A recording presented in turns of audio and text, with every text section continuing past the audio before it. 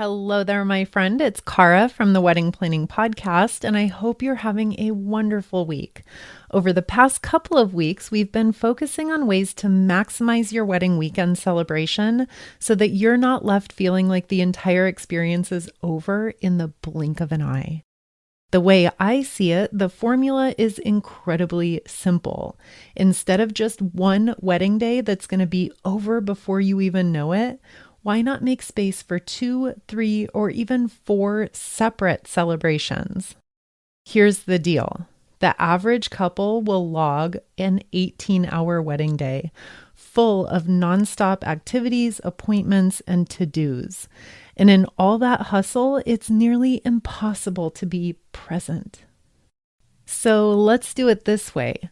On the other hand, imagine having 2, 3, or 4 opportunities to spend time with your friends and family instead of just one wedding day. What if you welcomed all of your guests with a really casual welcome party?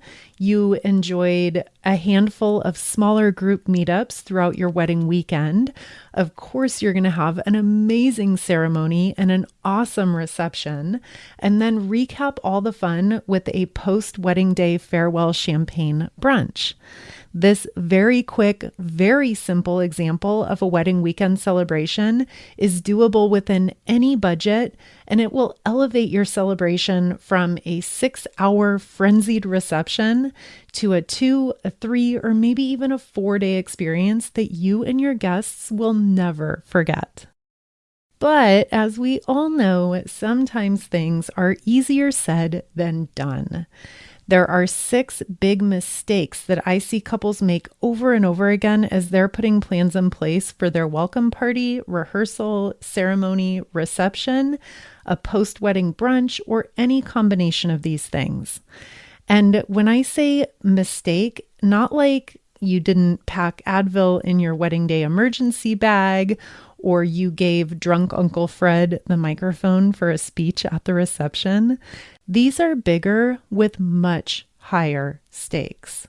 So let's jump into some of the top mistakes that I've seen couples make as they start planning out their multi-day wedding celebration. Mistake number 1 is to dismiss the entire idea of a wedding weekend celebration because you think that obviously hosting multiple events would just be too expensive. If you're thinking we can barely afford to host one wedding with our budget, let alone 3 to 4 additional events, you are definitely not alone. And I'm here to assure you that there are infinity number of ways to create the wedding that you want within a set budget, whether that's $10,000 or $100,000. Facilitating multiple days full of fun activities and opportunities to spend quality FaceTime with your closest friends and family. This does not mean that you need to host elaborate meals at expensive venues with over-the-top bells and whistles and options, and that you have to pay to transport people between events over the course of 4 days, or foot the bill for extreme exotic activities for 60 of your loved ones. There are endless, very affordable and very simple solutions for ways to plan out a wedding weekend, regardless of what your overall budget is. So here are a couple of examples. The first one, a destination wedding at an all-inclusive resort in Mexico. You aren't personally paying for everyone to be there. You're simply investing a few $1,000s in the experience, and then all of your guests, they pay their own way. So for the price of a few days at a resort, which, by the way, can be very affordable, you're going to end up celebrating with your core group of family and friends for 5 to 7 days. That's incredibly special, meaningful, unique, and it would be literally like 20 times more time spent together hanging out for likely 1/20th of the price tag of hosting a traditional wedding reception. Wedding weekend planning mistake number 2 is trying to accommodate everybody perfectly. We touched on this last week in our Q&A, and I'll repeat here. There is no such thing in the wedding planning world as accommodating and pleasing everyone. And that's true when you're hosting a one-day wedding ceremony and reception, and it's definitely true when you're hosting multiple days, even more so. So do yourselves a favor and don't get caught up in trying to make everything perfect for every single person there. Of course, you want to make accommodations where necessary, but in terms of trying to make everyone's experience 1000% perfect, just do yourselves a favor and don't even try. Okay, moving on to our next wedding weekend planning mistake, and that is failing to consider the endless creative possibilities for food and drinks before committing to an overpriced and underwhelming caterer. This area is such a huge missed opportunity for so many couples. To give you an example, a couple who I worked with last year almost signed a contract for their 3-day wedding weekend, but something just didn't feel right. And I could tell that they had doubts about the catering price tag and also about the menu options, which they were not incredibly excited about. And when we sat down and started talking, we came to the conclusion that by enlisting the help from just a couple of family members, they could actually create a higher quality menu and have much more creative freedom over the process while cutting the price tag by over 50%. And I think we can all agree that better quality for less money is always a win.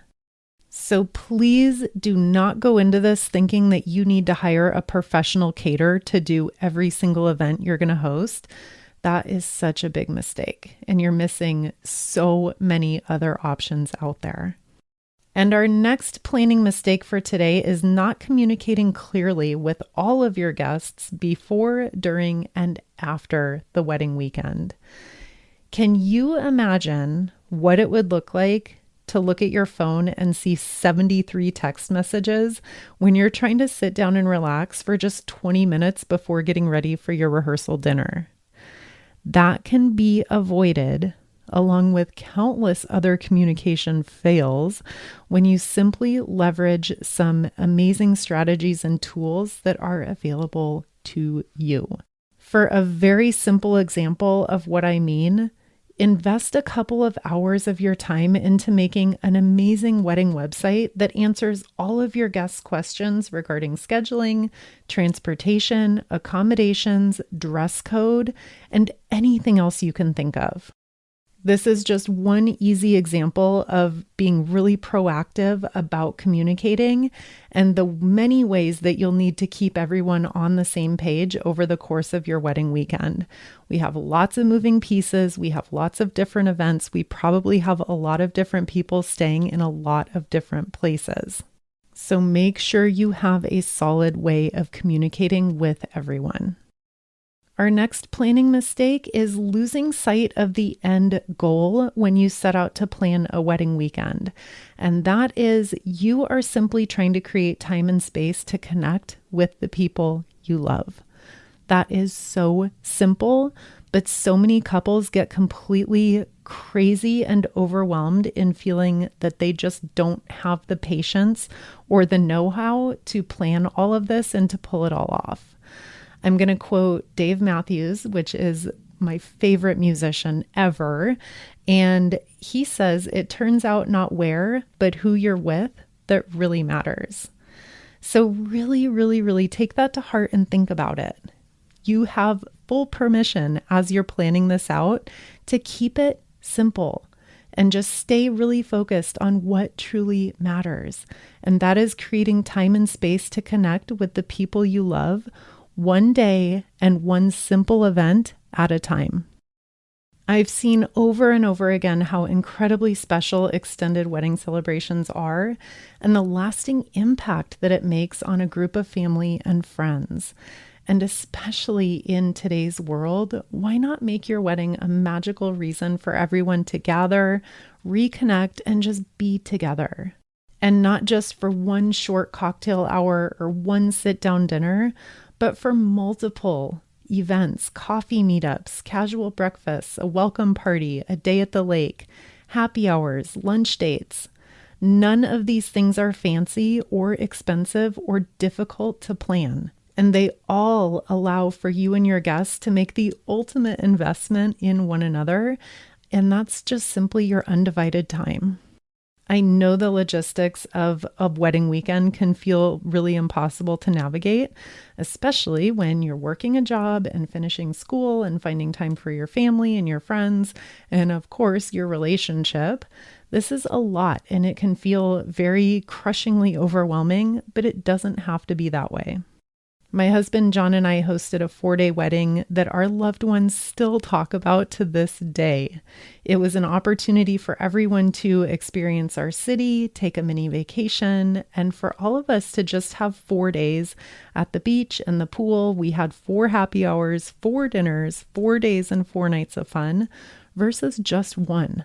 Were there stressful moments in planning it all? Oh my gosh, yes. Yes. Too many to even count. I would literally need like 20 podcast episodes to outline all of our mistakes and all of my personal meltdowns. But it was 1,000,000% worth it. And all of those mistakes and all of those meltdowns, at the end of the day, they translated into a priceless firsthand experience that I've been able to share over the years with thousands of engaged couples like you via this very podcast. And our final mistake that I'm going to review for today, and this one is huge. So if you're multitasking, come back to me. And our final mistake is relying on a day of coordinator to organize and manage things for you that are not actually their responsibility. As I know you can see now, hosting a wedding weekend full of multiple events and activities, this comes along with a lot of moving parts. And so many couples think that they can hire and rely on a day of coordinator to manage all the details of each and every event. So they just kind of skip out on being involved in all of the actual details. But the problem is that a day of coordinator has a very limited scope of responsibilities that doesn't typically extend beyond the very simple logistics of a traditional rehearsal dinner, a ceremony, and a reception. So your ability to be proactive and to be independently organized with a detailed, itemized plan for each and every event is critical to the success of your wedding weekend. And of course, I don't mean that you personally are going to be that point person for all of these separate events, but at the very least, you're going to need to delegate someone to be there with you to help out with everything. Imagine your food truck and your bartenders are running late for the welcome party, and at the same time, you have 96 guests who are starting to arrive, and then the food truck and the bartenders finally pull up an hour late, and they need direction on where to get everything set up. What would you do? What's your plan going to be for that? Or picture investing a ton of time and money in creating amazing welcome bags to share with everyone, and then finding them still in the boxes on Sunday morning because you didn't think to assign someone to actually hand them out to everyone. You simply have to have a detailed plan for every single step along the way, and a day of coordinator's responsibilities are not always going to extend to the start and the finish of your actual weekend. To wrap things up here, in the interest of time, I chose 6 common wedding weekend planning mistakes to share with you today, but there are so many more wrong turns and missed opportunities. And all of those little things that you wouldn't have even thought of are going to cost you time, money, and stress along the way. And I don't want that for you.